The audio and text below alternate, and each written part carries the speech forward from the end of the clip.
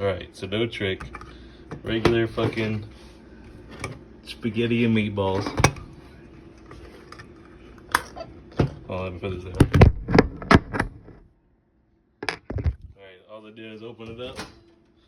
Gonna go right in the microwave.